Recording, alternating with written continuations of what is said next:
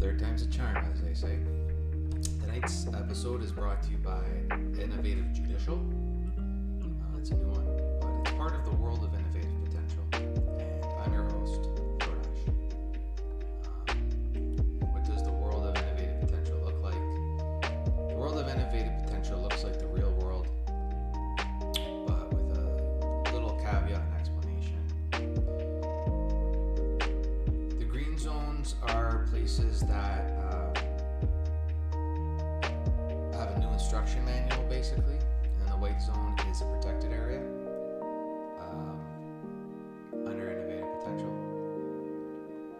So tonight, as mentioned, it's taking a little bit of a judicial role today, and describing and putting into evidence, at least a video evidence of sort of what's going on in the world of finances and what's going on in the world of financials and what's going on with my experiences and how all that works out. And it's not a very good story, very sadly. It's the reason why I'm having this conversation right now. So basically, long story short, every financial institution and class of financial institution operates their loans under a specific ratio, and that ratio is 1.25, and that ratio represents the amount of income to the amount that they'll be able to loan. So if you have $100, the most they will ever loan you is something like $125. And that's understandable. I'm not blaming them, but it is very narrow, and it is not a good situation when basically when you're making all of your decisions based on a financial metric, and sort of where that comes up with innovative potential is that it costs lives. So sort of how that sort of works and evolves is what today is about. So basically, this is if I end up in court for any reason, it's probably this one. And it's one of those things where failing to loan after being presented evidence to the reason why you should loan is one of those new world situations where you're almost in an obligated to loan position. And I'm going to kind of go over that and what that means. So basically, before this oratorio is basically discounted as being, oh, you're poor or whatever. The seriousness is that basically when the entire financial industry, and I've been around long, and I've been at this for about 5 years now, to know that the entire financial industry is based upon this ratio, this 1.25 loan to income ratio. And that includes financial companies, banks, venture capitalists, and sort of everything in between. Because that's what makes it a good loan for a revenue generating business. Innovative potential is not a revenue generating business. It's closer to a startup business. So that means our capacity to repay the loan is not that we can't repay the loan, and that's sort of the big crux here. It's not that we're running away from the creditors. It's not that we're trying to cheat the system or bullshit like that. It's that we've come together with both 3 to 5 different government organizations that are helping us to repay the loan. We are backed by the government, and that's what makes this loan repayable. And that case, that legal case, that entirety of all documentation, that's what innovative judicial is. That's what innovative potential is. It's saying we have gone to these 5, 10, sometimes it's probably around closer to like 6 or 7, but it's like we've done the homework and said these organizations can participate in this time scale with this amount of stuff to be able to repay the loan, to be able to allow us to have the stylized equipment perfected to the level where your oncological surgeon is able to utilize it, to the point where that equipment is able to be placed on and integrated with one of those big fancy $25 million surgical robots. And everything going all the way back to the Joey model. That's what innovative potential is all about. And that's what we're showing, and that's what this talk is about, because the financial system is not recognizing value. It's called an intangible value, where it's just like it's a song. I own a song, but that song happens to be a pop #1 hit across the USA. That's what I mean here, and it's like, okay, well, we're showing up with this body of evidence and being ignored by the bank itself. And the bank socially and nationally is like typically thought of as the place to go to get money and for special projects and special stuff like this. It's like the banks themselves advertise being able to do small business loans, and this includes the BDO and the BDC and entrepreneurial banks and mortgage lending banks and et cetera, et cetera. It's like, to be able to finance this medical device, I have been through the entire system. That's kind of where it's at. The decision maker at the entry-level point is very much handcuffed and arrested by the bank's own internal policies for loaning, because they are not allowed to make a non-financial decision. This might be the best decision ever, but if it doesn't make sense according to this one metric, and that's what it really boils down to, you're sort of like hand waving over here. Well, here's all of these different evidences. We have the biological evidence, we have the scientific evidence, we have the medical evidence, we have the legal evidence, we have the manufacturing evidence, we have the regulatory evidence, or have the or want to use the loan to create those pieces of evidence so that you yourself, as the loan officer, have your friends and family around longer. Even yourself, you know what I mean?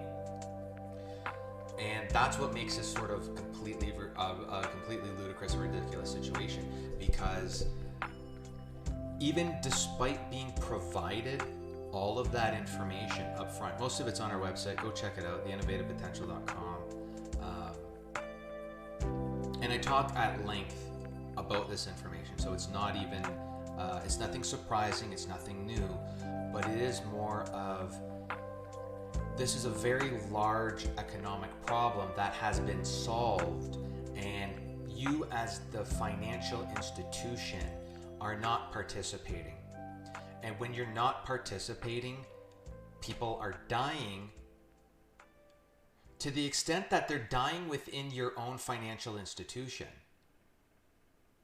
Your own employees and the family of your employees and the families of your shareholders and the shareholders themselves are dying, and that's what makes this like bewilderment. It's like beyond all bewilderment here as to why these people are sort of like, you would say that they are actually stupid, and to some extent they have been lobotomized by their lending institution and their capacity to think because of this 1.25 loan ratio. And what's worse is that they themselves don't have a mechanism within their own institution to be able to override and say, you know what, if you take this out of the equation, it works wonderful. And the reason why it has to be taken out of the equation is because it doesn't apply yet. It's a startup scenario. After these milestones and objectives are met, then it becomes a revenue generating business, like the other businesses. Ignoring that fact literally and legally kills people.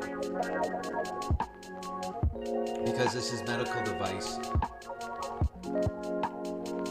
That's what it is. It legally. And I've been through 2 banks with this already, and the same structural process exists, and the same structural failures exists at both the Toronto Dominion Bank and the Bank of Montreal.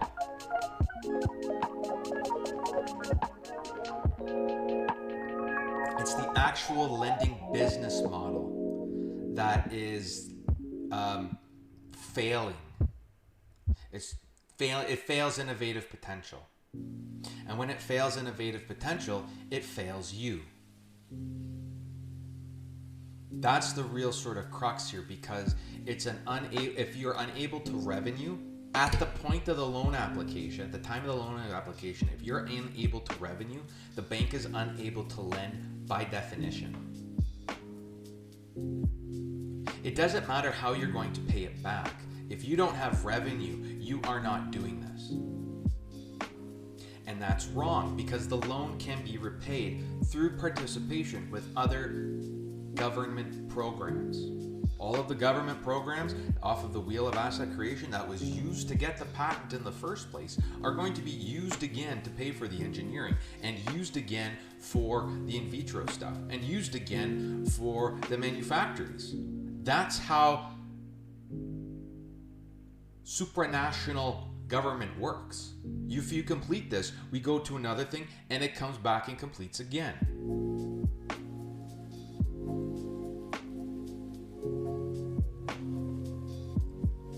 So about 8, and that's basically it. That's basically it.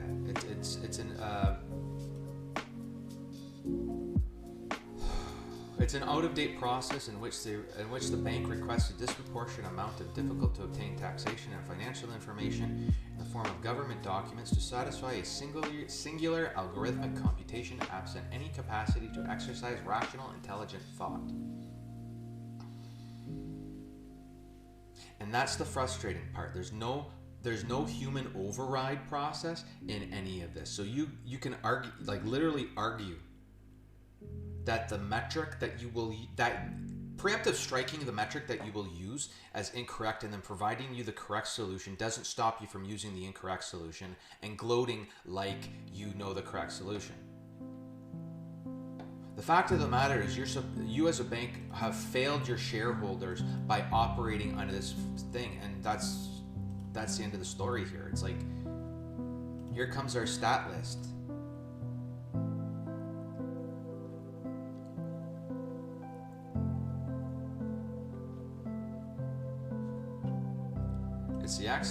It's the exasperation and frustration of dealing with the actual stupidity of the human beings in these positions. So it's like you want to treat people with respect when you're going to these institutions and saying, okay, this is what I want, this is what I want it for, this is what we're going to do.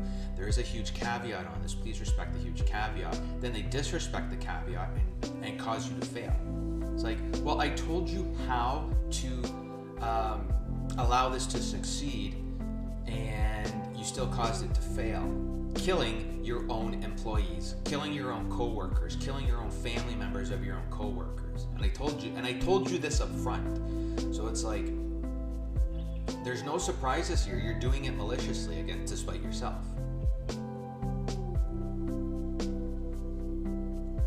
So basically, too long didn't read is for $150,000, we just killed 4 million people.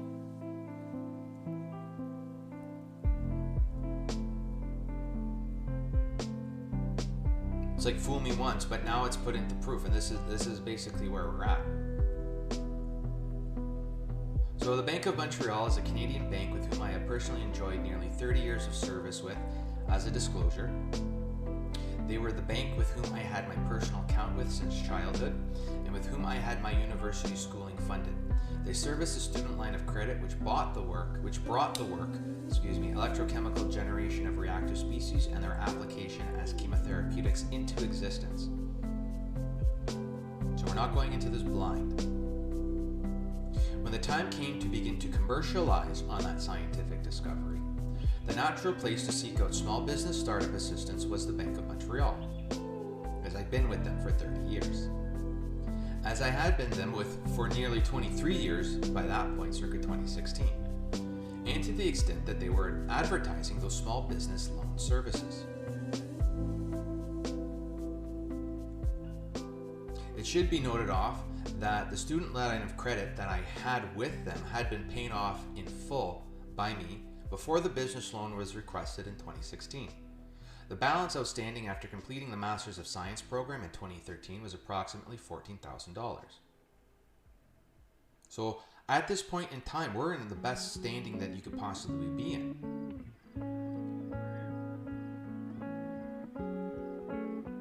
It shall be noted that the same documents were presented to the Bank of Montreal both in 2016 and again in 2022. The 2022 information package containing the letters patent for both Canada and the United States. So I'm approaching the Bank of Montreal as the accomplished scientist. We're not going into the future and creating this thing. We're saying this has been created, this is how it's used, we need to manufacture. Help us manufacture, because we've had these successes with you.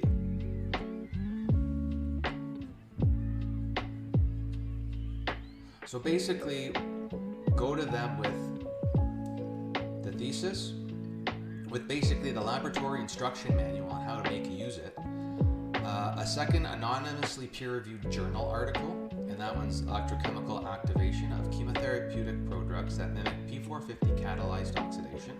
And it's a proof of concept for a focal approach to chemical cancer treatment.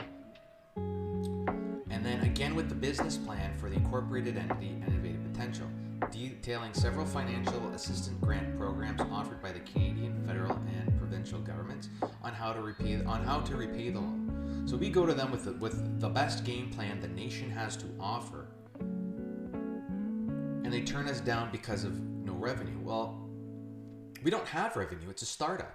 Look at what we're going to do as the investment and the capacity to be able to repay the loan.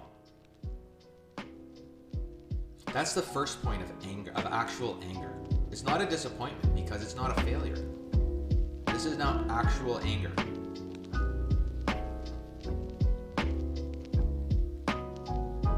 So anyway, without the Bank of Montreal, innovative potential sets off to go and do what it did. So innovative potential does the full, okay, let's do venture capital, let's do angel investors, let's go investigate everyone. Because if the bank's out, if the bank is bankrupt, then Lord help, then God have mercy on your soul, basically. We're at Hellfire Preacher. So what happens here is basically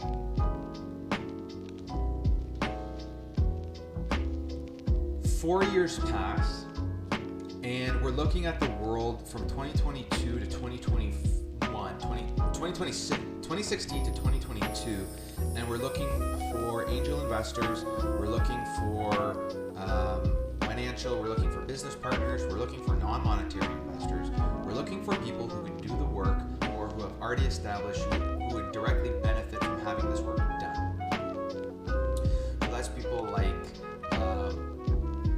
IV pump manufacturers, that's people like drug developers, that is people like engineering firms, that is people like Medtronic, who almost kind of do everything at this point now.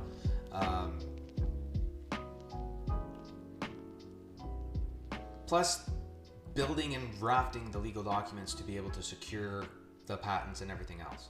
So okay, so we come back and say, okay, well, in order to do the work that we want done, like we did in the past, we have a better case now as to how we can. It's still how we can like work this startup kind of situation through, and the bewilderment exists because we submit those same three documents again, and we're including the Canadian patent this time. And we're completing this package with the United States of America patent, a copy of a pretty detailed economics report, resource pages, And now we're including the cancer statistics that say, okay, if you don't do this, these people are guaranteed to die. Like, they're guaranteed to die now, but it's like, we have a solution to stop them from dying. Here is the value, here's the economic value of having these people alive. I don't know them.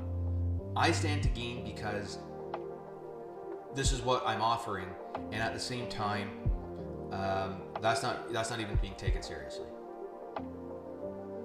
by the bank. It's not even being taken seriously by their associates.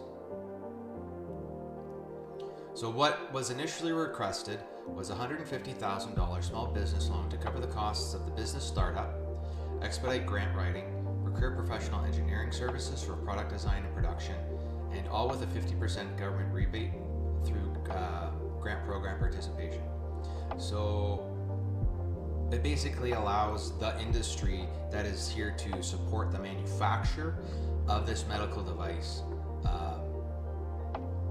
to exist, like at a professional level. And it was explained to bank staff that for taxation purposes, the government program grants are not counted as a revenue or an income.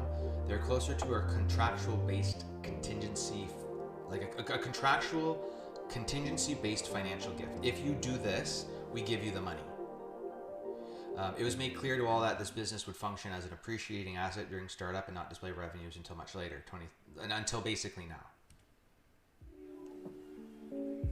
We're in the exact same position, and we're in the exact same position, and 4 million people died since we first went to the bank. So it's jointly the defending position of Jordache, Boudreau, and Innovative Potential Incorporated that the BMO was received with adequate information and made aware of the number of lives at stake. And it shall be noted that Jordache, Boudreau, and Innovative Potential are the only two legal persons or entities authorized for the patentee and the patentee's legal representatives for the term of the patent from 2017 to 2038. So the granting of the patent, the exclusive right, privilege, and liberty of making, constructing, and using the invention and selling it to others to be used, subject to adjudication and respect thereof before any court of competent jurisdiction. That's what the Canadian patent says. The US patent says something basically the same. It's just basically saying, like, no, you're supposed to deal with this person like he's like a head of state. You're supposed to actually sit down and say, okay, we give you the money, everybody else participates, we get it back, right? It's like, even if I participate with nothing, this is the one reason why the nation itself prints money. To have this. Like, Innovative Financial. It's like, this is why these two banks are bankrupted by 2038. We're going to scrub the continent of their logos by 2038. They will not exist.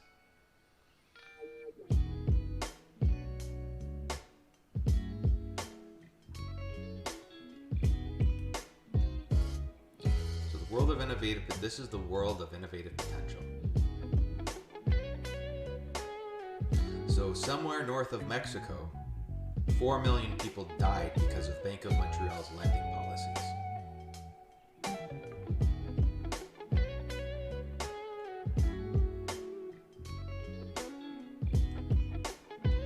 And that's the truth.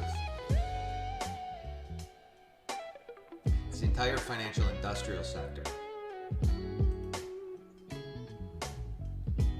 And then it shall be noted too that in 2022, the BMO so we went back to them in 2022 with the patent. So now there's legal recognition of this. There's legal recognition of this oligopoly north of Mexico. And it shall be noted that in 2022, Bank of Montreal willfully denied the only legal person and entity in Canada and the United States a small business loan for further commercializing an electrochemically based drug enhancement medical device. A denial of that request has now, as of December 2022, resulted in the deaths of 500,000 Canadians with cancer. The total amount who will die by 2038 is approximately 14 million people for Canada and America combined. So 14 million people, so basically what that means is 14 million people are going to die in this white zone, and it's Bank of Montreal's fault. Because because they were too stupid to issue a $150,000 small business loan. It shall be noted that the Bank of Montreal has negatively affected its own employees and its own employees' families, as well as their customers and the families of their customers, as a direct result of failing to lend to Innovative Potential Incorporated. Both Jordache, Boudreau, and Innovative Potential Incorporated have since severed business ties with the Bank of Montreal. So it's like fool me once kind of thing. Shame on me. Maybe it was I didn't have enough. Maybe it would have been you needed the patent. You know, hopeful and naive as I was, maybe I needed the patent to actually be able to secure the loan, because that is an insurable asset. It depreciates just like a car, but yet banks will loan for cars. They'll loan for houses.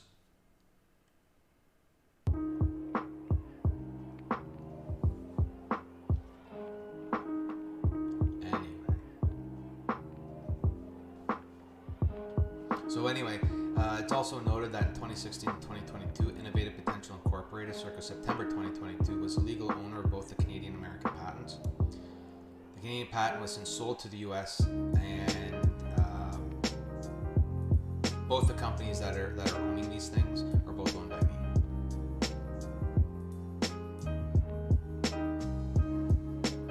So from March 11th to April 26th, 2022, I went through 8 people trying to find someone at the Bank of Montreal who was capable of at least having a conversation or acknowledging that this revenue-based, it's like an eye of the needle. If you don't have this, you're not getting through it.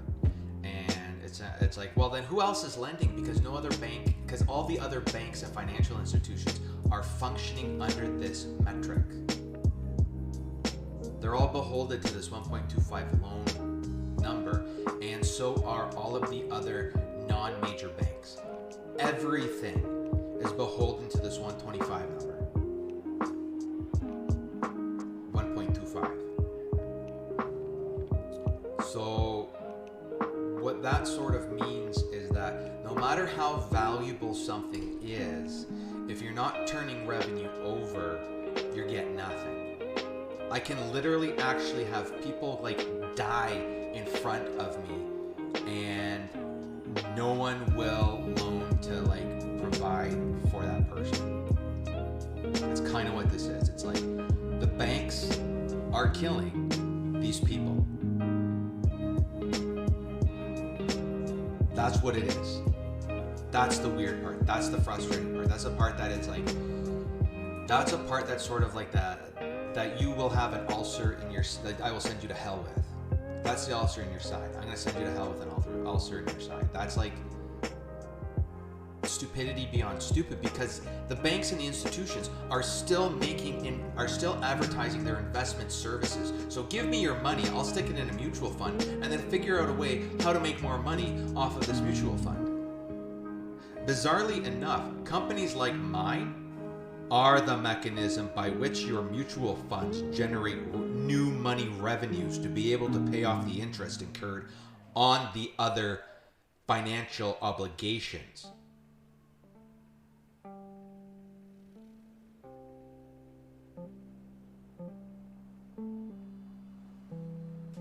So we make it all the way. So basically how this, okay, so maybe it's you, maybe it's your process, maybe it's like, no. It's basically, hi, how are you? We walk into the bank, and it's like, hi, how are you? I like to set up an appointment. I like to set up an appointment because, well, it's like, hi, I'd like to speak with somebody about a loan, and about a business loan, and we're going to set up an appointment. It's like, okay, why? Because everyone is busy. It is actually too much to expect to be able to walk into a branch and say, I want to talk to somebody within 15 to 20 minutes to discuss a commercial loan, to discuss financing options for this thing that is innovative potential.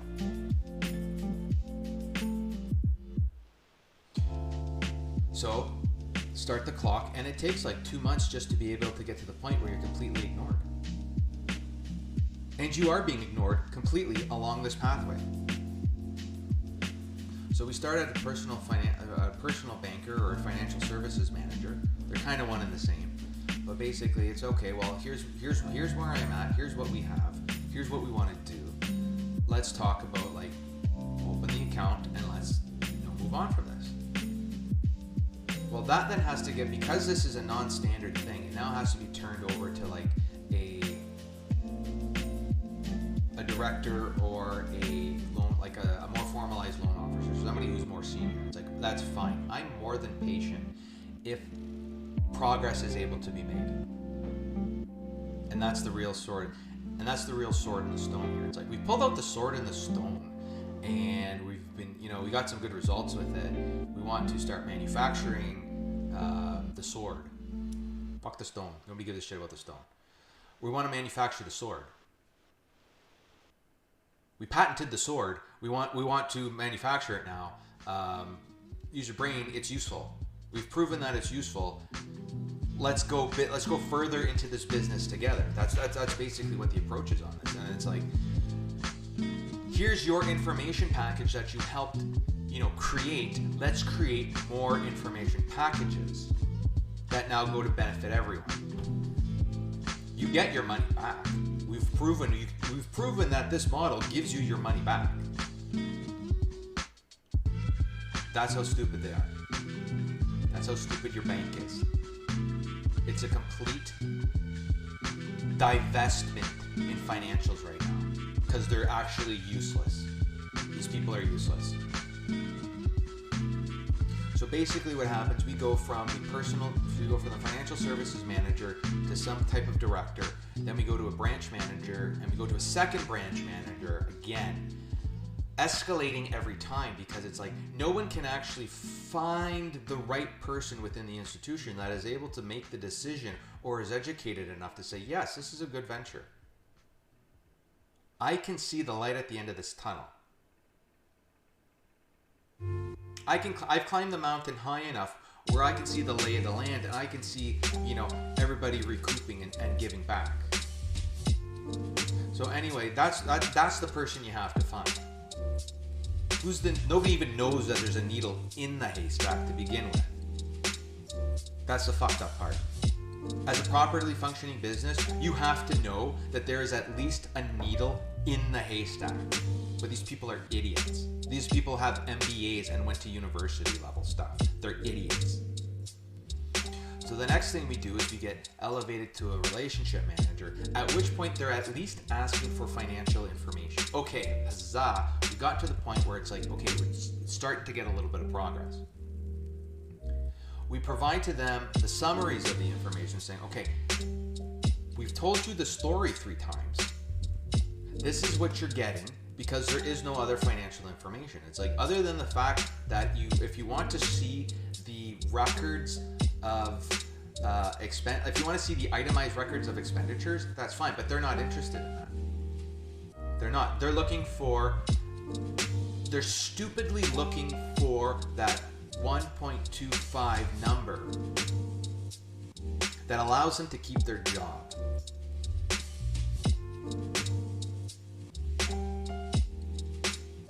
Unwittingly, we just killed a bunch of their employees because they are that stupid. They killed their own employees because they're wasting time looking for this number instead of seeing the whole fucking picture. So we go from the relationship manager up to the senior relationship manager. It's like, okay, well, who in your organization is this needle that's able to actually get us moving here? Does your organization, and we're also trying to prove in a sort of a legal context, is like, do you even have a needle in your haystack?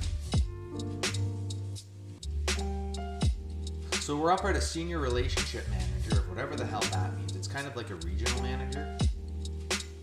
And then they escalate us to a regional market leader. Well, apparently, of healthcare and finance, and this individual is sort of the person who looks at different medical technologies and says, okay, well, the loan is good because it's like field and market viable. The this is where the disrespect finally hits home, because it's like, okay, well, here's all the information to just do whatever. So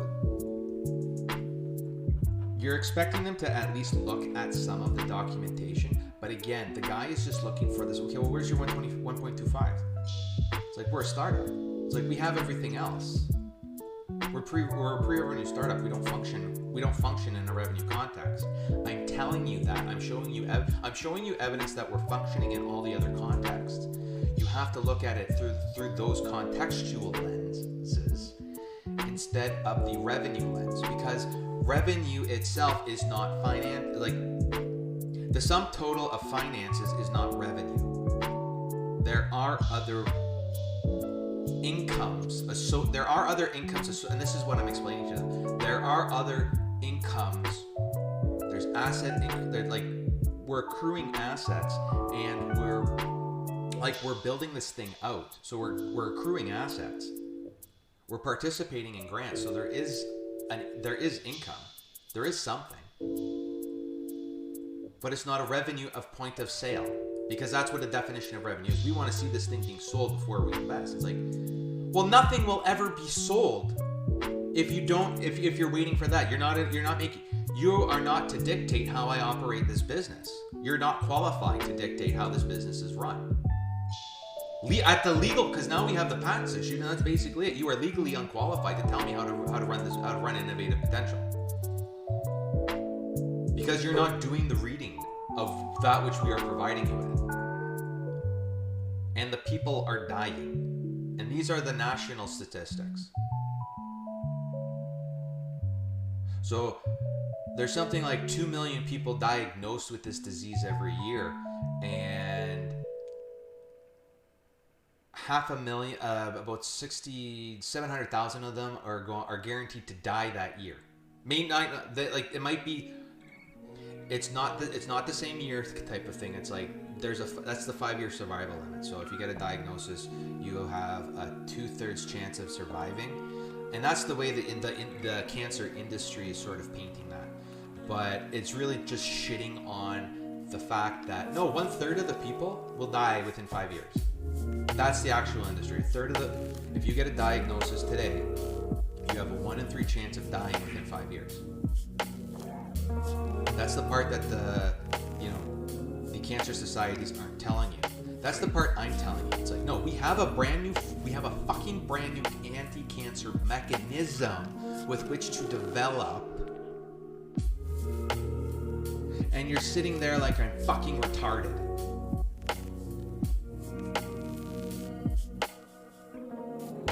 More than angry. It's like I will willfully send these people to hell. It's beyond stupid at this point. So basically, after this regional market leader called me a liar to my face, after being presented, so here's the information package. He calls me a liar to my face, and then refuses to read it. I show him the page upon which the dosing is, page 82 of the thesis. It's actually on the website. I show him the page on the website with the dosing information. He's like, no, this is where the surgeon starts, and we build from there. And I get called a liar. He says we're not interested.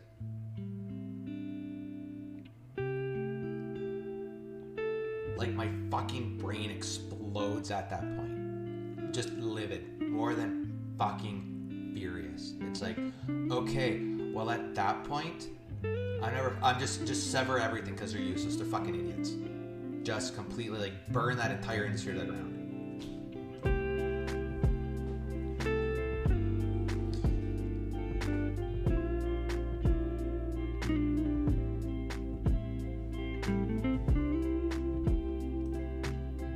So it's basically that it shall be noted that the efforts of Innovative Potential Incorporated and Jordache Boudreau are built upon 50 years of legal, medical, engineering, and scientific evidence, also described, presented to the BMO in conversation in 2016. So everything I have said in these videos has been known by the Bank of Montreal personnel since 2016. I did this again with the Bank of Montreal in 2023. With the law. with the patent laws. And then I did it with the Toronto Dominion with the patent laws, and the story comes out the same. The financial system is beyond broken. It is bankrupt because it is killing citizens.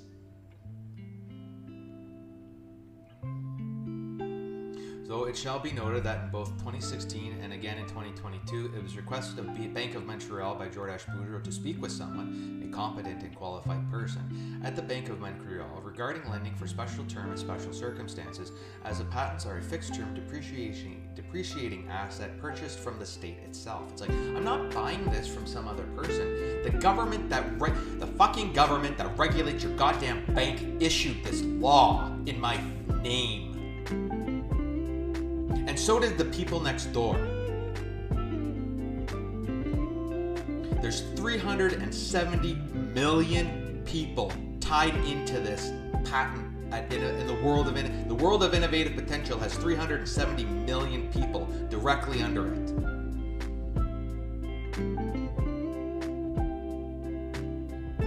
That's 4% of the entire population of the planet Earth, and you're still too fucking stupid to do business with me?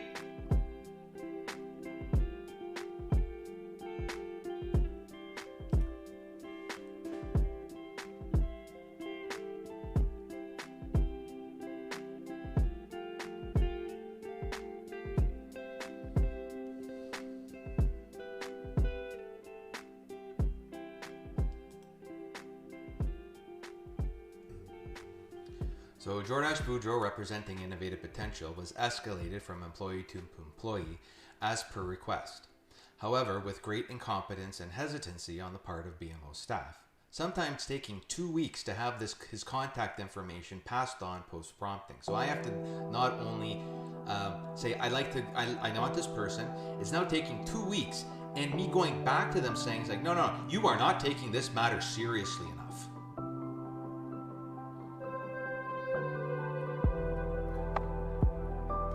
2 weeks. How many people die in 2 weeks?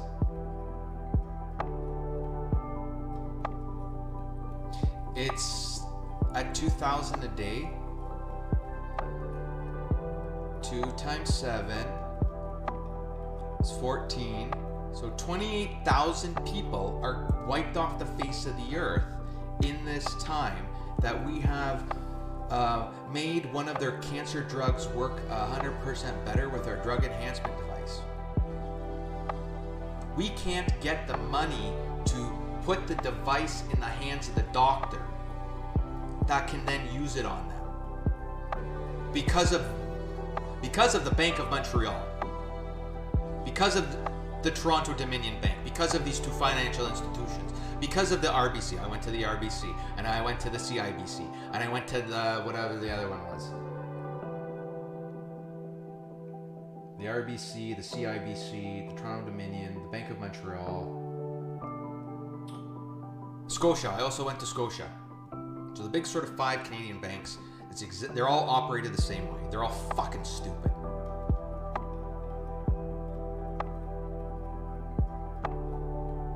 Because they're killing their own family members by denying this loan. Yeah, it's Jesus fucking Christ on camera. It's that fucking stupid.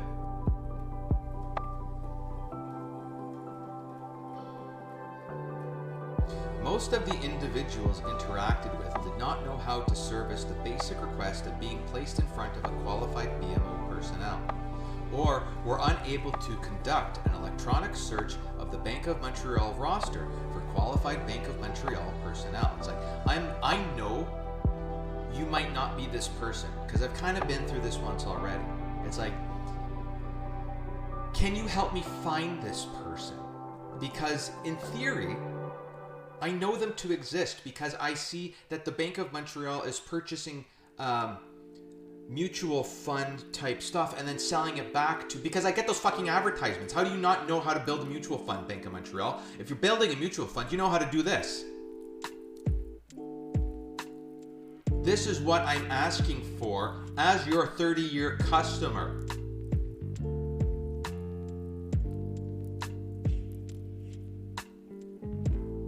off the face of the planet. And not pigs in space type flying on it. No, I want you extinct. Straight up fucking extinct. The bank goes extinct. 370 million people made the Bank of Montreal go extinct by 2038. And the Toronto Dominion Bank.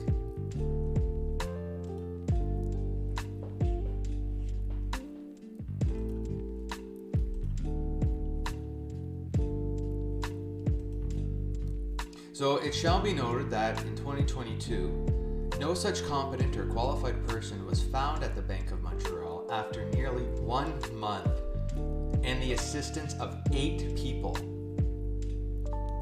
Over 6,700 people died of cancer in Canada in that 1 month.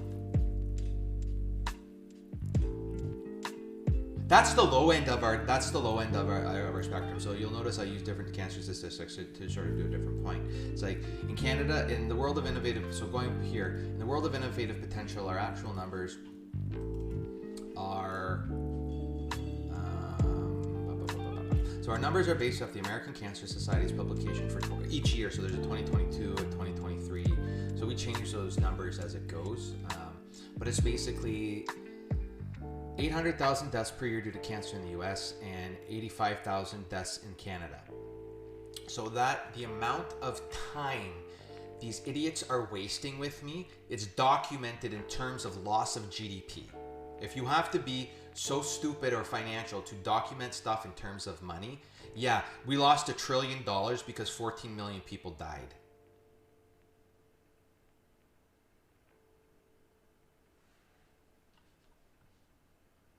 So 39 million. So during the life on the planet of innovative potential, 39 people will be diagnosed with cancer in America, and 4.6 million will be diagnosed with cancer in Canada. So it roughly equates to about 1% of the glowing population. So innovative potential is worth 1% of your current population, minimum. These two numbers are then divided by 365 days to obtain 1667 and 222 respectively. So if you want to know your cancer statistics, go look them up. They're all on cancer.gov and Cancer Society. It's pulled right from there. So basically, the 5-year general all-cause cancer survival rate is approximately 65%. I'm not looking the gift horse in the mouth on this one, but on the other side of that coin, 35% of all people will die after their first diagnosis within 5 years. This is who we're championing here. This is who this is for. And maybe for the other 65%. Those are good numbers, because when you kind of go back like a decade and a half, they're not as rosy. We can make them rosier, even if innovative potential, even if just intratumor injection can get that 35 up to 25, so that only 25% of diagnoses die. If innovative potential can chunk off another 5%, that is massive. That is such a huge win. That is like, that's God tier. You want to use internet lingo? It's God tier. It's a God tier corporation.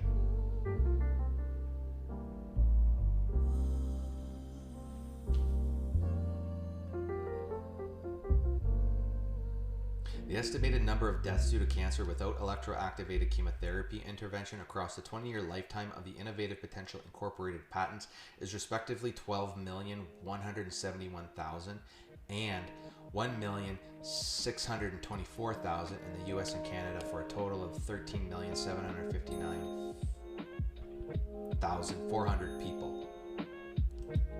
And that grows every year because the number of people affected with cancer and then who die with cancer actually grows. The cancer rates decrease, but the cancer rate is going down, and that's good. But the sheer number of people make the number of deaths go up.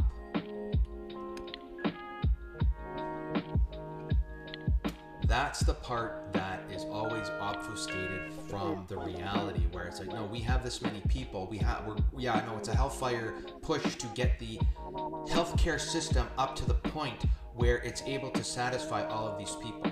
And then we have COVID on top of everything. So that really didn't make everything happy and perfect. But at the same time, biggest boast gets the most rewards. That's kind of what this is. It's like, yeah, we're in a niche, but this niche is kind of big. It's kind of important because it opens the doors. Innovative potential opens the doors for other drugs. It's a gateway device for other drugs to be used. So it's not only cyclophosphamide and acetaminophen, it's cyclophosphamide, acetaminophen, trophosphamide, and isophosphamide that come with it. So there's 5 drugs right off the top of the bat that are already approved, FDA approved for use in clinic, that now have a new life leased upon them because of innovative potential. And you're telling me for a $150,000 loan, 4 million people died? You're fucking stupid. Like, you know what I mean? Like how fucking stupid are you? It's like, well, you're 1.25% stupid. That's what it is. You're 1.25% stupid.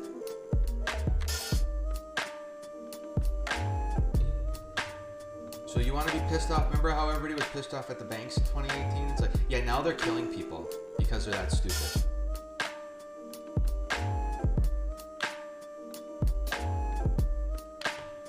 Saying no to the national representative is the worst fucking thing. It's like saying no to the actual head of state.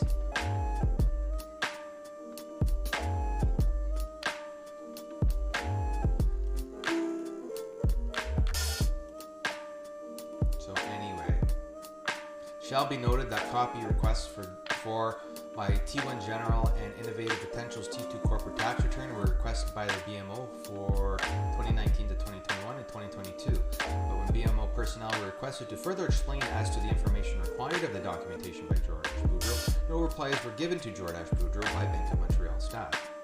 Only the document summaries were submitted to the Bank of Montreal. There was no further progress by the Bank of Montreal staff. The issue and information request was left unanswered. Because I severed ties with the Bank of Montreal. I liquidated my assets and severed all ties. Went to the Toronto Dominion and repeated the same process because it's like, well, now I know that this is just more than stupidity. It's like, fool me once, shame on you. Fool me twice, this is too fucked up to be ignored. It's too fucked up to be ignored.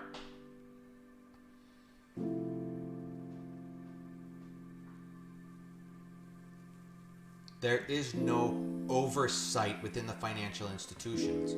The people themselves are not qualified to issue loans, and this is the mechanism by which the bank attempts to curtail their shit tier hires. So you have unqualified people in loan giving positions, and it's killing your shareholders and your shareholders' family members. The people who are buying into your stocks and mutual funds.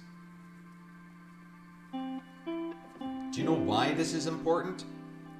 Because in the world of innovative potential, those shareholders and mutual funds depend on my progress to be able to deliver them from the same fucking hellhole I want to send these bank employees into.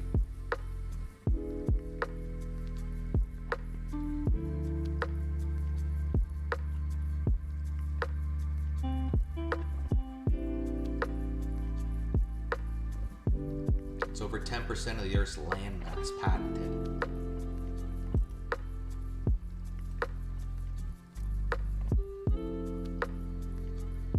So, and it shall be noted that the full tax returns total over, so all the information is 150 pages and spans several years. To have them all hand-scanned and emailed is beyond reasonable without explanation of further clarification as to the specific nature of the information required, or if the full return was ever required. It's like, if you just want data, like if you just want some little like chunk change data information, well, here are the summaries. Pull your information from the summaries. in support of the other 8 documents that I sent with you.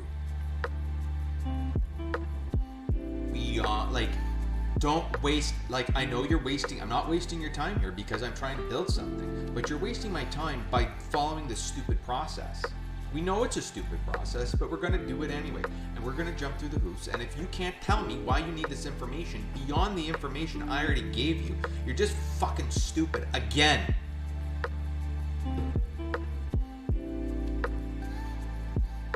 Because basically, it shall be noted that it is the responsibility of the Bank of Montreal staff to employ their expertise as trained Bank of Montreal and or Canadian financial and banking system experts to assist the customers. The customers in this case is Innovative Potential Incorporated and Jordache Boudreau in their endeavors, who are defensively not experts in said BMO and or Canadian financial and banking system, particularly after being presented with medical scientific evidence of drug enhancements, device creation, use, and ownership. It's not my job. It is, well, that's why Innovative Financial exists. Because you're actually that stupid. You're not a financial expert.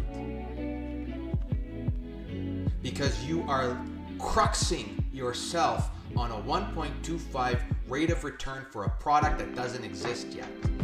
We want the loan to make the product to give you back that 1.25 return. See how that works? See how the wheel spins this way, not the other way?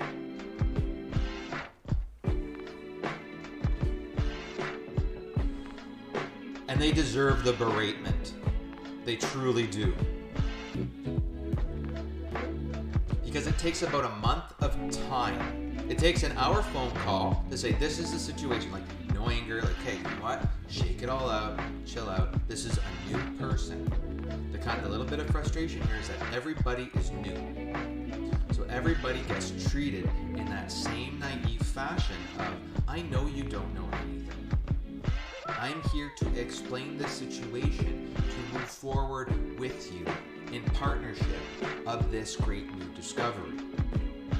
That takes almost an hour to explain. Because then you have to at least appreciate, because that allows you to appreciate the health value economics document, the thesis, the peer-reviewed journal, the patents, what else? The grant, the previous, and then the previous financial information and the business plan. It puts everything in a context that says, when you go to make your decision, leave this revenue out, because when you put this in, you weight it too heavily as a business.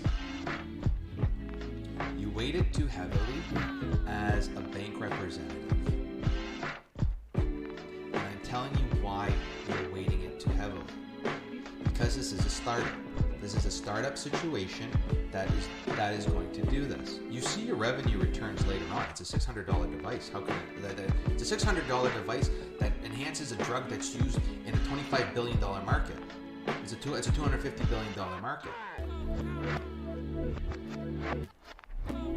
It will always make returns and you'll get your money back. But by not participating with me, and I'm telling you this, and because of the nature of this business, it's it's if you don't do it, the people who died are on you. Like legally, the people who died are on you because you are being forewarned of their deaths. And their deaths are reproducible every day. If this was an army, I've conquered the fucking world at this point 5 times over, because the same statistics, the 1% statistics, still apply in Europe. They still apply in Africa. They're going to really apply in China. They're going to apply in Japan, Korea, Russia. They apply everywhere. It's a universal. It's a universal truth, and basically that's what it is. It's a universal truth that without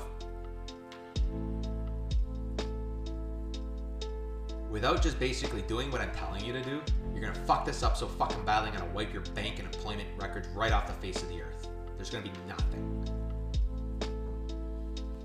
So anyway, shall also be noted that the revenue-free startup environment of a unique business like Innovative Potential Incorporated was explained to BMO staff via phone and video conversations to nearly all to basically each individual on multiple occasions. And this startup model was explained in excruciating detail in publications 3 and 5, the business plan and health value economics respectively, and then submitted to the Bank of Montreal staff. So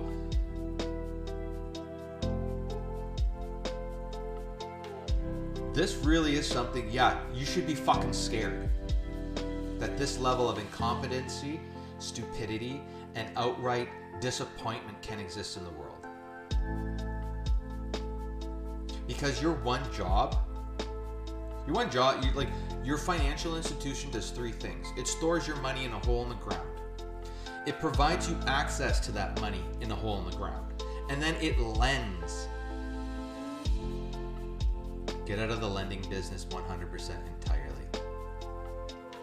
Get out of financials. Get out of mutual funds. Get out of anything that has to do with money not being stored in a hole in the ground. And because people can accept that.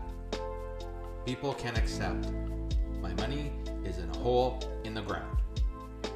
And then I go to the hole in the ground and get some of it out.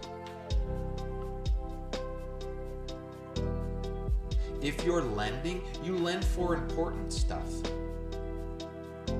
You lend for important stuff like medical devices. You lend for important stuff like purchasing food from another country.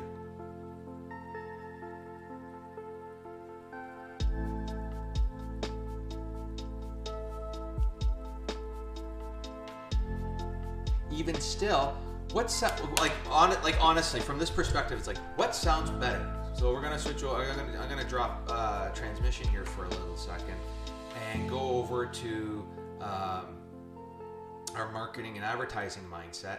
And it's basically sort of, what are these people going to basically say in all of this? Because we'll switch over. We'll come back. And in the world of innovative potential, how does the empire of the marketer sound? What's a better marketing ploy? We helped to make this device go global, right?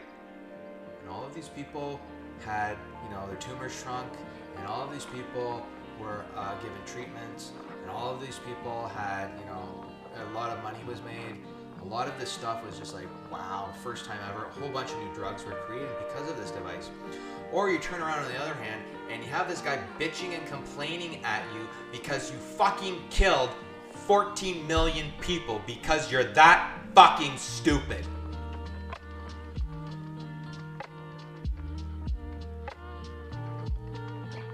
Nobody wants 14 million dead people.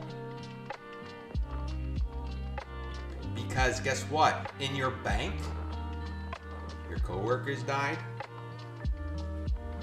The friends and family of your coworkers died. You know what I mean? This is not a straw man. This is the reality that you're currently faced with.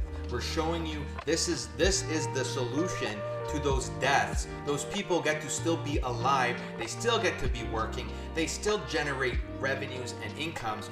And it's in that expanded market that everybody wins.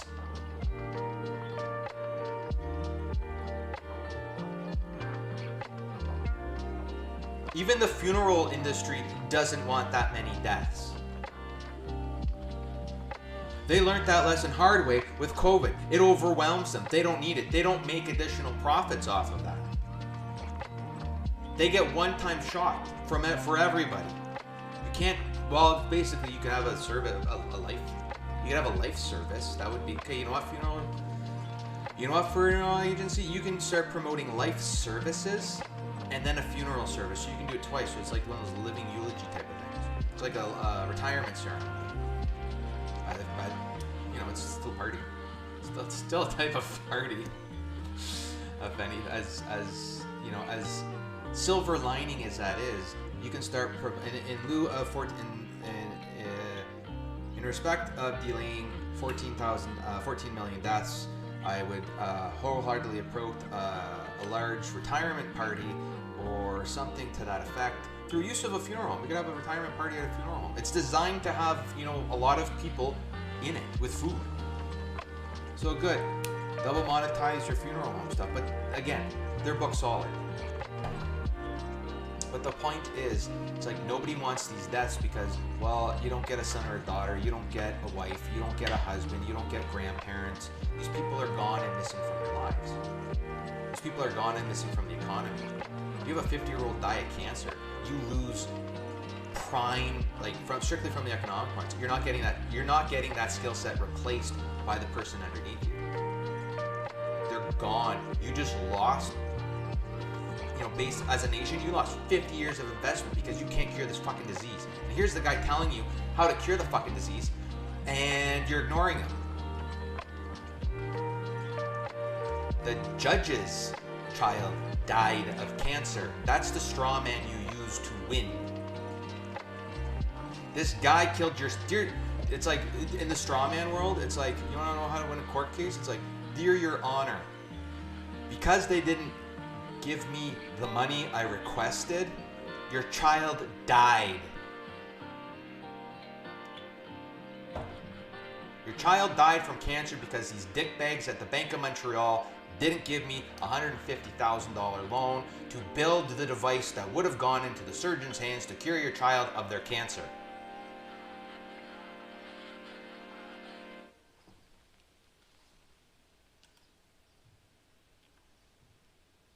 In the world of innovative potential, that's innovative judicial.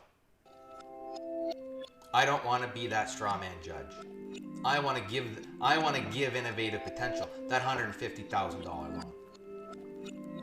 Why? Because even if I lose $150,000 on this bet, at least I know why. Everyone else in the world knows why. That's what this is.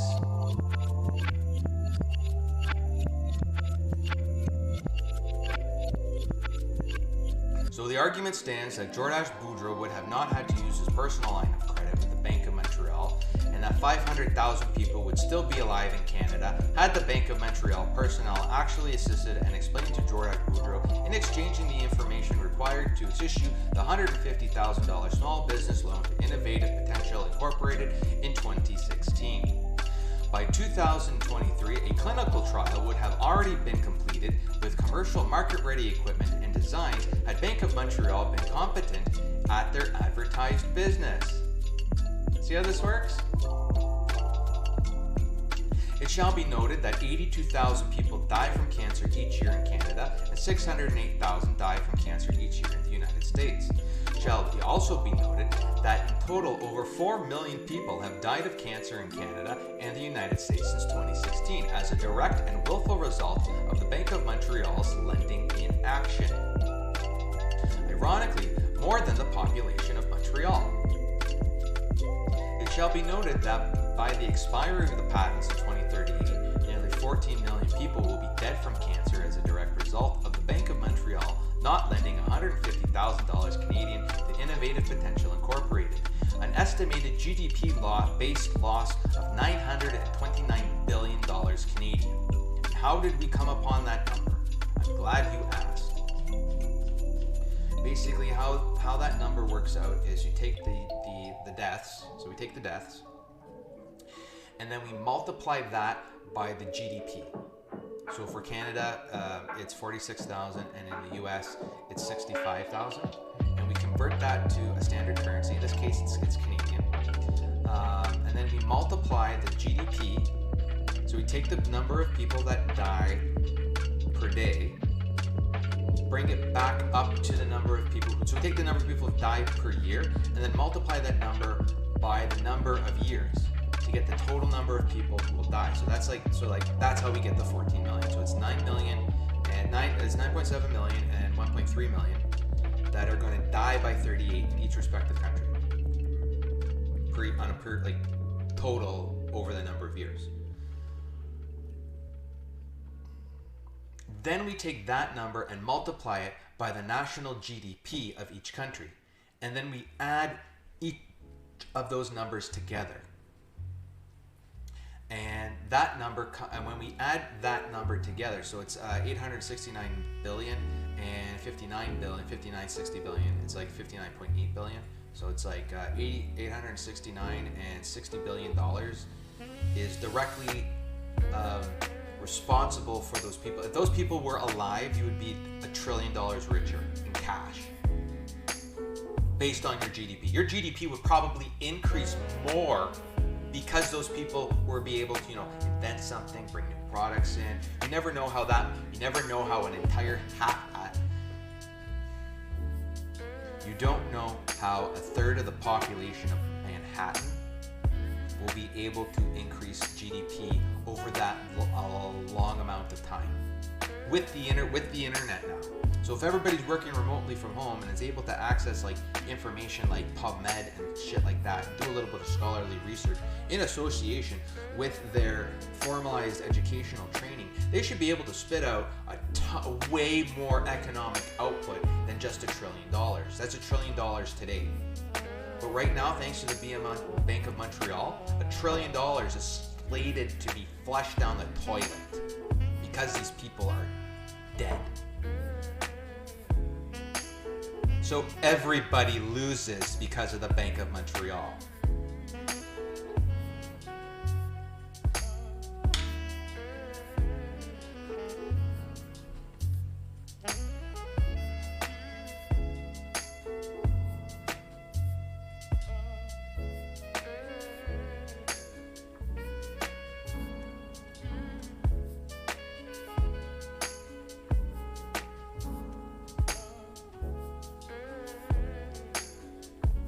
It is the express written opinion of Jordache Boudreau as Canada and America's inventor of this pro-drug enhancement product, the author of the scientific literature, and a previous 30-year customer of the Bank of Montreal, that the incompetency displayed over the past 6 years by the Bank of Montreal and its personnel are criminal in their stupidity, nearing a treasonous and neglectful incompetency towards the 120 million people directly and indirectly affected by this disease that is cancer. So 100, and basically we take 120 million and divide it by 4, and that's the number of people who end up with the diagnosis. So how does that work? Well, 43 million people will have the diagnosis in this time period, of which 1/3 of them will die, but then they all have families. That part is the part that's sort of like, okay, wow, they all have families. It's like, right, you forget the fact that they have families as well. So if you go to a funeral, like sometimes 150, 300 people will show up to a funeral. That's the part here that it is like, wow, no, we actually fucked over 350 people because that one person's like, so 300, so when someone dies, like it really is this way. It's like when someone dies, that amount of time is taken out of production. So everyone loses money when you attend a funeral. As a bank representative, this is the single-handed best fucking invention. You should be licking the shit off my boots at this point, Bank of Montreal. That's what this is about.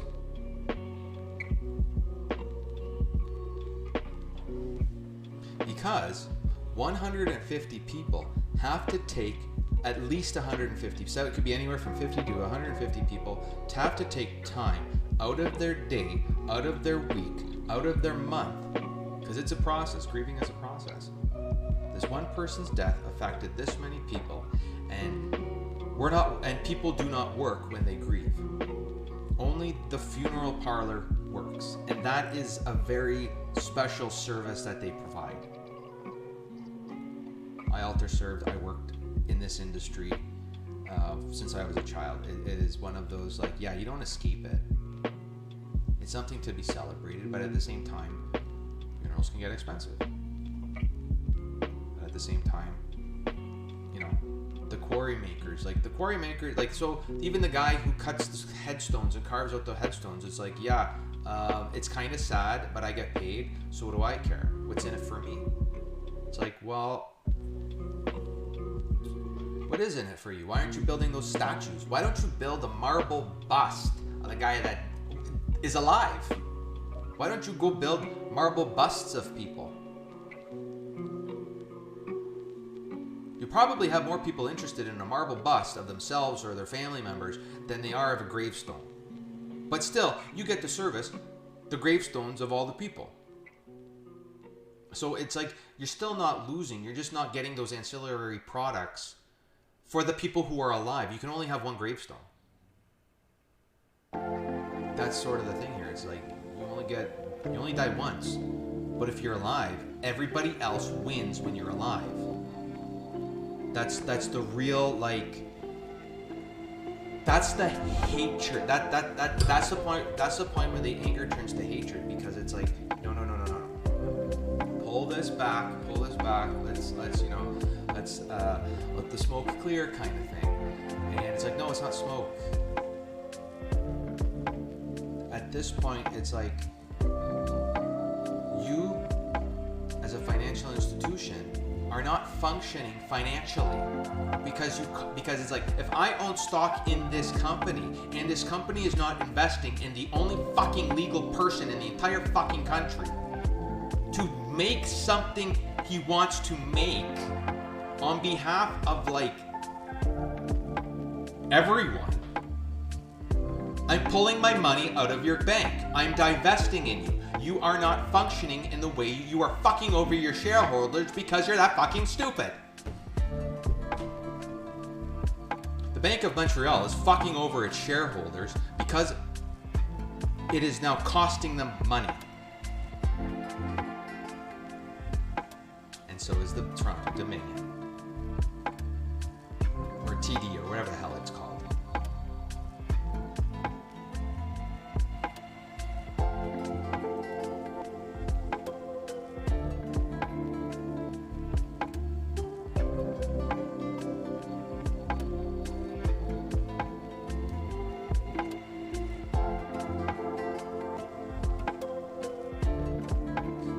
Of innovative potential, this exists. The world of innovative potential, we have the cancer wheel, we have the fridge magnets of health literacy, we have the asset creation wheel, we have the wheel of profit, we have stuff that is able to make this be a functional vehicle for actually, like, you know, servicing in a simple device. It's an on-off push button start. It's like an electric vehicle. Push the button. Yeah, but it's one step further than the electric vehicle, because you get control over the drug that you just manufactured in the clinic. You just manufactured a drug in the clinic. And now you have compatibility control because you just sent that drug through the person's venous system. Like, you just sent it systemic. This is the, like, if I was this person who pissed Jordache Boudreau off, my question is, how fucked into the levels of hell am I? And it's like, I have personally invented a new, yes, I have personally invented a new level of hell for these people to occupy. It's at the bottom. So it shall be noted that from the perspectives of Jordache Boudreau and Innovative Potential Incorporated, that while this situation is a non-public issue, the incompetence presented by the Bank of Montreal becomes a public confidence issue once the public disclosures take place. This video gets uploaded to YouTube and stays on the Innovative Potential account on Twitch. The public image that is in jeopardy here is that the Bank of Montreal has actively and repeatedly failed to develop pre-existing long-standing ties with the only legal person and the only legal entity in the nation, and the nation next door, who is capable of developing these drug enhancement devices, willfully allowing the continued suffering and deaths of millions of their own fellow citizenry, the citizenry of the United States of America, their own employees, and that of their shareholders. Because in the world of innovative potential, these books, even though they're written in English, if you have access to a computer with the internet, you have access to Google Translate. So you can take the book and send it through Google Translate and spit it out in Spanish. You can have it spit out in French, you can have it spit out in Russian, you can have it spit out in Portuguese, you can have it spit out in Mandarin, Chinese, Korean.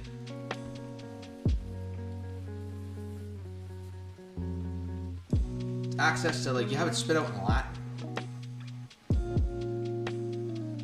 Arabic. This can be translated to Arabic with the push of a button.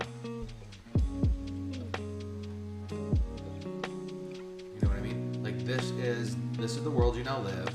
You're getting you're being killed by the bank. They're that incompetent.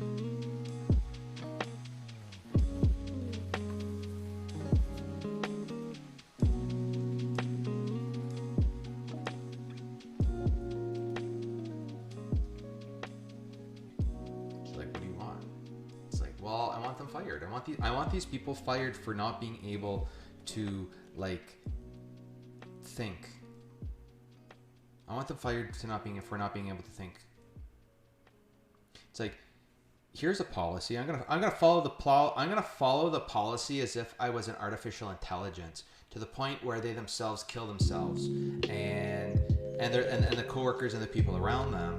And then it's like, oh, I wonder why I got fired. It's like, well, you're that fucking stupid. Stupid.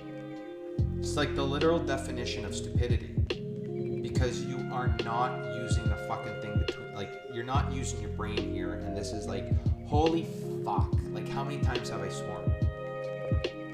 I don't have an English language swear word that adequately describes the situation. The best thing is a new level of hell, the 10th level of hell.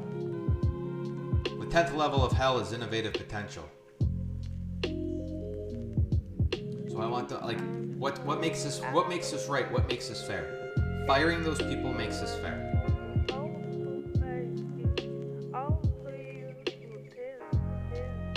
Giving innovative potential what it wants is fair, but not as a loan.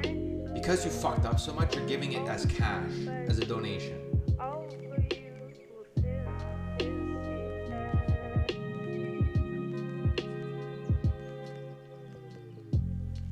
Giving me money too, and I'm not disclosing how much, for having to endure the stupidity, indifference, and ineptitude of Bank of Montreal and Bank of Montreal personnel. Basically, emotional damages. Why? Because if the 8 people were competent or abiding of a complicated situation, innovative potential would have been given the small business loan at the start back in 2017. Enough time to participate in several pre-COVID government grant programs which provide 50% reimbursements for participation. As per the business plan document submitted to the Bank of Montreal personnel listed in 2016, by 2022, with the engineering and calibration services completed, one would have been able to purchase a market unit deployed for sale into veterinary offices, drug development laboratories, medical schools, etc. There's something actually to be able to be sold here. The thing that they're looking for exists slightly in the future, and this is what we're closing the gap on. That they fucked up.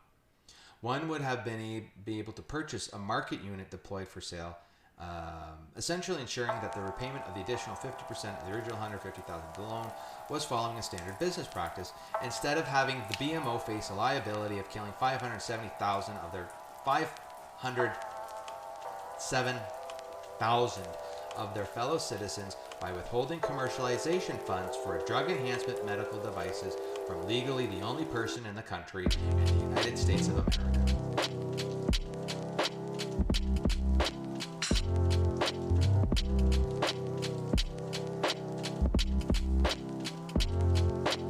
What else would I want? In the perfect, and that's what just closes the timeline to 2022. So January of 2022, that's what would have satisfied. But now we're going past this now. So what makes it? So what eases? So what restores the face value of that type of corporation? That's fucking that they're that fucking stupid. Well, now $5 million goes to BMO. Doesn't go to BMO. It comes from BMO. Why $5 million? You're going to fund the commercialization and manufacturing requirements of the chemotherapeutic essentials in Canada for 3 years. Why?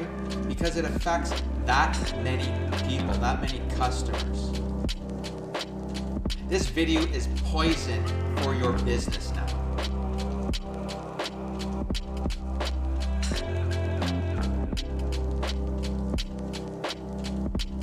It It wasn't poisonous before, that was the problem.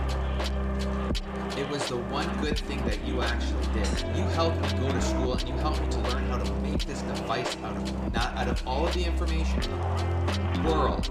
I learned how to make this device exist because of the financial assistance of the Bank of Montreal. And now that's turned around to the point where I'm calling them out for creating 4 million bodies. The device and its creator are still the device and its creator. But the Bank of Montreal has since decided to kill most of its customers, and indeed a population larger than the size of Montreal. That's why. So that's for the Canadian patent. It's going to be $36.7 million US made to Innovative Potential Incorporated to basically develop it in the United States. To fully fund the commercialization, a $36.7 million US donation will be made on behalf of the Bank of Montreal to Innovative Potential Incorporated, the legal owner of the American patent in question, US Patent 1119943, to fully fund the commercialization and manufacturing requirements of the chemotherapeutic potentiostat in the United States of America for 3 years. Why? It will begin to repair the public image or public opinion of the Bank of Montreal in the eyes of everyone. When the 28.16 million family members of the current 7 million surviving American citizens living with cancer, realizing that they are actively having a drug-enhanced medical device withheld or willfully obstructed in commercialization and mass production because of the Bank of Montreal's proven and prolonged illiteracy and incompetency. That begins to lift some of the hatred level at the Bank of Montreal. $5 million is sort of the same argument, but it's used for the Canadian case. That's the world of innovative. That's the world of innovative potential. When you fuck up, you pay up when you fuck up this badly. But that doesn't begin to change the emotional taint that is level, because like the financial system didn't recover in 2008. You got to have this on top of it. Like, damn right I have to have this on top of it. You're arguing against mathematics and physics at this point, because anybody at any university can go take that book and start repeating those experiments and flourishing that information base. You can change the cancer type, you can change the drug type, you can change the anotype, you can change the physical parameters. You can go and replicate multiple degrees with this book. You can build upon it. You can get an engineering degree, you can get a veterinary degree, you can get a medical degree, you can get a surgical degree, you can get, it spawned off its own that thesis spawned off its own fucking university.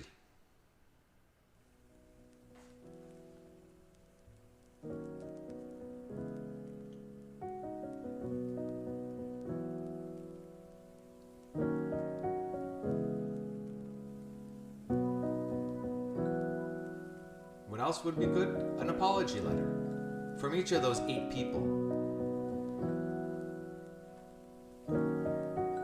Both to myself and to Innovative Potential, for a total of 16 letters, for the degree display of a competency regarding matters of human and veterinary health. Because people and animals are dead, and continue to die as a direct result of my and Innovative Potential Incorporated's non-intervention. I can't help the animals. I can't even do an animal. I can't help your dying dog with cancer if I don't have the medical device required to treat them. Your veterinary can't either. Like, you know what I mean? Like, where's the supply? Where can I get this thing? Like, well, how do I save my animal on time? Like, these big claims, and it's like, oh, well, I don't guess, we'll just euthanize the dog. Dog's dead, who gives a shit? Yeah, but it's different when the oncological surgeon doesn't have this medical device because you're stopping the only person in the world of innovative, but you're stopping the only person north of Mexico from manufacturing the device.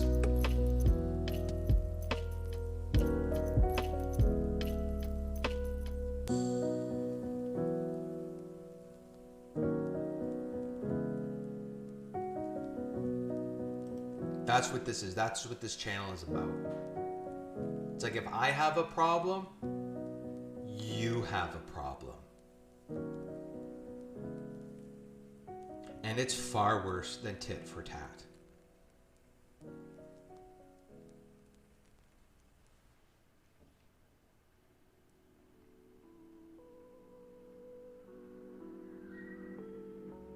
So basically, an intervention dependent on the competent participation of the Bank of Montreal services and staff. And an intervention that was extremely well documented for the beginning of this process for nearly every year since 2009. So there is a list of successes, and this is the failure. I am now documenting the first major failure on the entire fucking planet. And that major failure is the financial system. But mostly, it's the Bank of Montreal and the Toronto Dominion Bank. It's staff and their staff and personnel.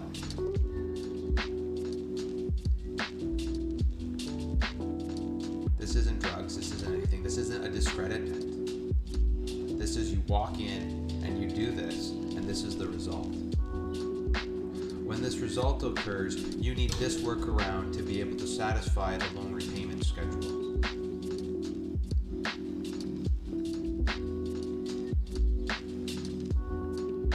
So 4 million people now can't repay their loans because they're dead. Well played. You've cost yourself trillions.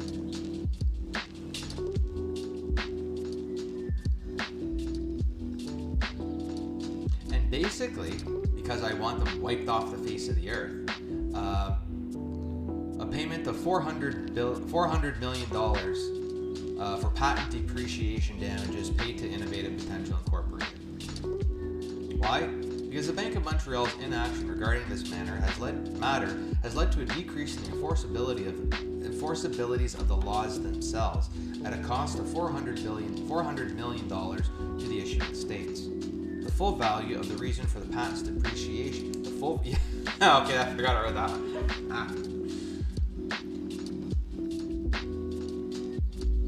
This point, it's like, in order to make things right, to make it like, to correct karma on this one, to satisfy the karmic justice on this, $400 million Canadian for patent depreciation damages paid to Innovative Potential. Why? Because the Bank of Montreal's inaction regarding this matter has led to a decrease in the enforceability of the laws themselves at a cost of $400 million to the issuing states. The full value and reason for the patent's depreciation can be squarely pegged on the Bank of Montreal. The decision for this is that because the Bank of Montreal willfully ignored Jordache, Boudreau, and Innovative Potential Incorporated without properly conducting the diligence and valuations required of being presented with such extraordinary evidence provided. The citizenry of both issuing, and this is where it's like, yeah, you should be taking this up with the State Department, because both nations' citizens were harmed and were let die, because including the Bank of Montreal. I can't even pronounce their name anymore because it's like they're so fucking stupid. So yeah, this is the part where it's like we almost have to get like way more serious than the music is allowed to provide. So we're gonna mute it for a second here. This is the part where it's like you just dragged in national level politics to a $150,000 bank loan. You fucking fucktard. Like, the amount of stupidity in this legal case is just having the judge themselves shoot the Bank of Montreal representatives at trial. That's how stupid this is. It's like, because the Bank of Montreal didn't do enough diligence, for this loan application, this medical device got stalled in development, and not because of a technical problem, because of a financial lending problem. So there's more than enough. So the case is that there's more than enough evidence to present it to say, okay, well, even if we lose money on this, we still get something good. That's the way it goes. Everybody wins. Even if you lose money, we all won. We all won. We all win. Something that it's like, okay, well, it doesn't sound that great, but like, what do we win? Well, we win the reason why we will never waste money on this issue again. We get to know why this never works. And it stops other people from doing this. It goes to the conferences. It stops the entire train of thought and says, it does not work because of this. This mechanism does not work because of this other mechanism. We don't even know what this other mechanism is yet. But if it does work, if this big failure doesn't exist, like some of the estimates are like $1 quadrillion worth of global economic output gets unleashed because these people keep surviving. And they're surviving at their like that 5-10 year period right before they retire. They are surviving at the peak of their game when they're getting taken out by like heart attacks and cancer. That's how much these fucking idiots are costing you, the viewer, right now.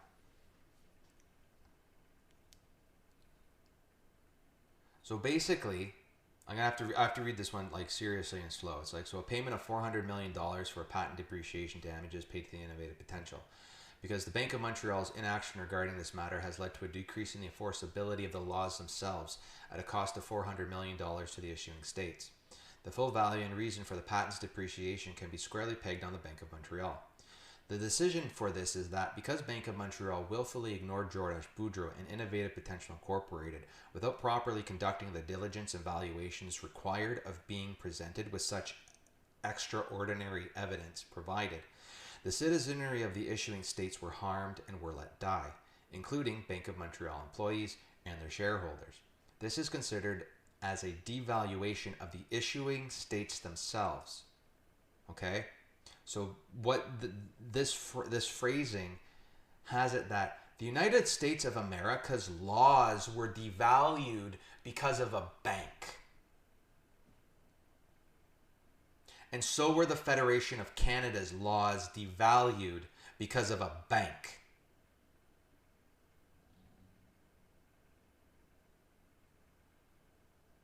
The issuing states are not being respected by the Bank of Montreal, at the cost of the issuing citizenry's lives and lives of the Bank of Montreal's shareholders. That's how fucked up and important this is. Because if Russia killed 4 million American citizens, there wouldn't be a Russia.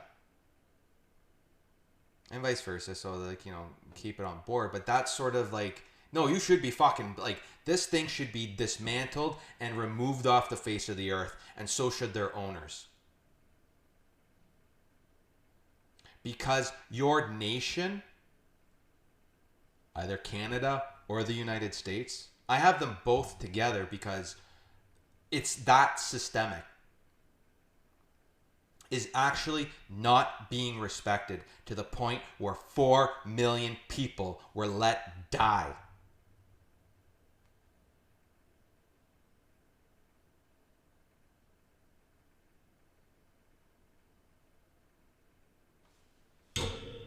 That's the world of innovative potential.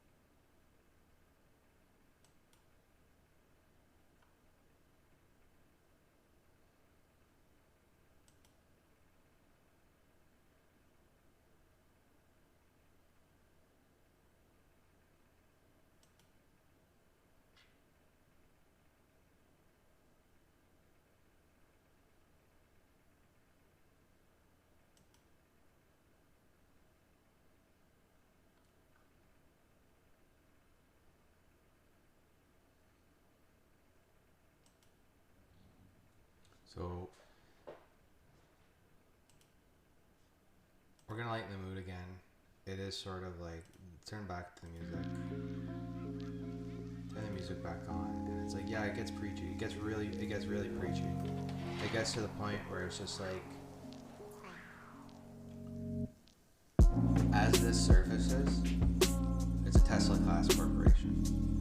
It's more than it's more than a Tesla class corporation. It's like the Tesla class corporation represents the entire like Chinese manufacturer supply line leading up to the point where you have Tesla being existing. Same with the surgical robots, or same with whatever.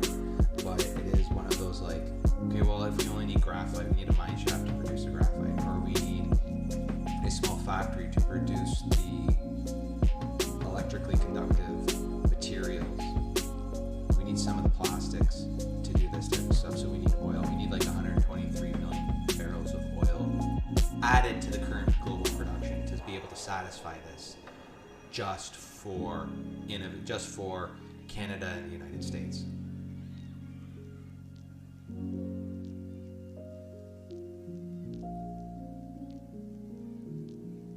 That's what we're looking at. That's what we're going into. And it's like, well, increasing oil production isn't that terrible. Canada doesn't really have theirs up and running right now. The reserves are kind of low, but the fields still have like pretty good reserves. And we have to go slow on this. You don't necessarily need a ton of oil for it. You can use glassware. I use glassware for this. It doesn't have to be oil based. We can use it can be reusable. But by the end of the day, if you're building it this way, if we're building disposable plastics, we have to be able to recycle those plastics, and we have to do a whole bunch of stuff. So there's a huge environmental component in all of this. So it's like, this is the episode of like the law, like what does the law look like, and what does it happen, and how do you make legal decisions, and how does this go forward? And oh, it's all hot air. It's all hot air. No, it's not all hot. It's not all hot air.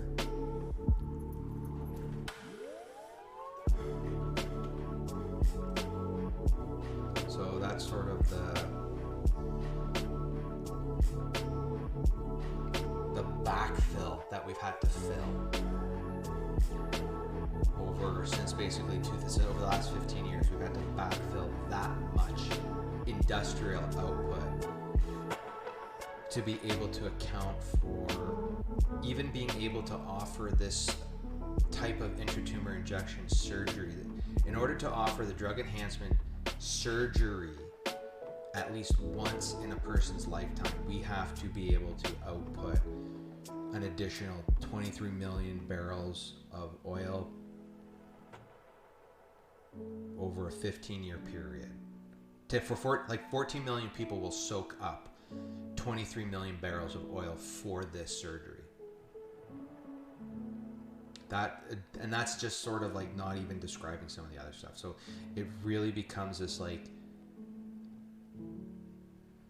it's not a logistical output, but it is the natural progression of the medical industry to be able to do this and to want to be able to do this, because it drives down the other costs and keeps people, and it's like the economic gain, the big picture gain for having someone alive is better than them not existing or them being dead.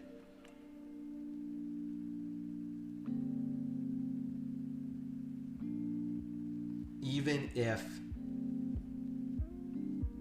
because it goes into one of those things, even if the drug that was used fails in the surgery, or the cancer outperforms the drug despite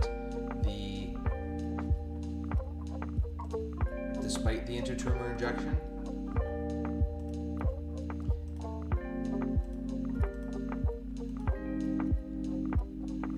it's not a weird thing.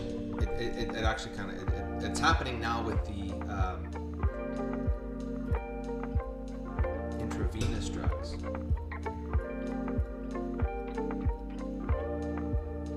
But that allows for better drugs to be made. And within the last 30-year period, we've seen that happen like twice. That 5-year period used to be measured in a year 30 years ago. So in 1995, you had about a year's worth of life after your diagnosis. That's been extended to 5 years, and 2 new classes of drugs were issued in the around 2010. The immunoinhibitors and the monoclonal antibodies kind of really hit the market then. This is bigger than both of those combined because they both fall subsidiary to this drug activation principle. Because we can put in small molecule drugs like cyclophosphamide and acetaminophen into that same context. Bleomycin's in there as well, plus the 2 other phosphamide families. So there's 6 off the bat. There's like 11 classes of drugs, each with 1 to 25 different isomers kind of thing, or substituted functional groups on them that all function in this bioactivation principle.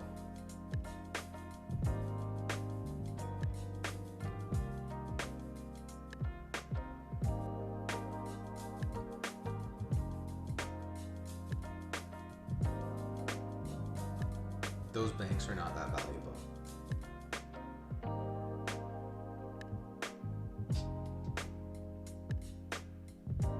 I have personally divested out of each of them. I have removed, if I had mutual funds or shares owning those banks, I have divested out of those mutual funds. I'm so disgusted. I'm completely out of financials. Totally out of financials. Because of the financial decision-making process. The financial decision-making process itself is what is to blame. That process in and of itself is the problem.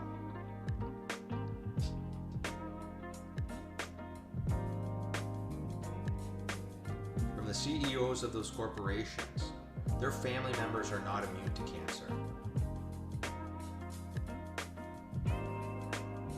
From the royal households of England, who typically own the nations and banks, their family members are not immune to cancer. Nobody on this planet is ever kind of immune to cancer.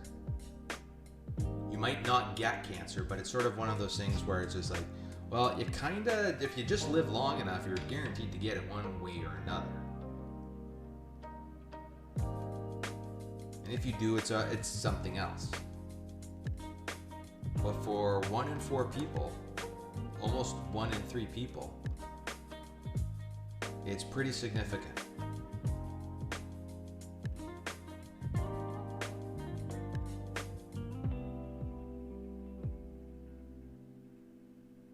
It's not an everyday type of drug, but it's incredibly able to be deployed very quickly and in multiple forms and with multiple drugs. It's way above, so it's like what was discovered is way above an industry, it's way above a company, it's way above a corporation. It's way more important than innovative potential.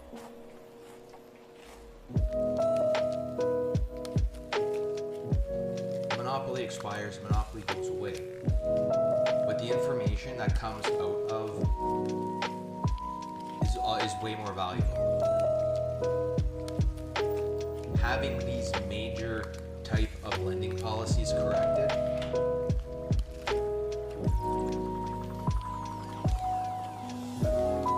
stops your nation and your national laws from being devalued. Reinforcing innovative potential revalues the American dollar, revalues the Canadian dollar.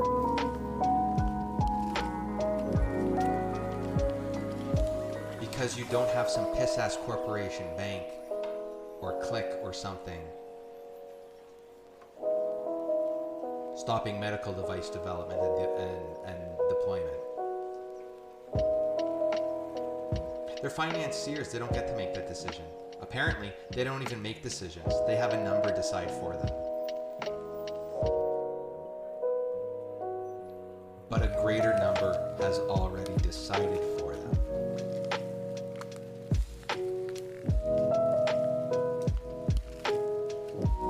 That's the world of innovative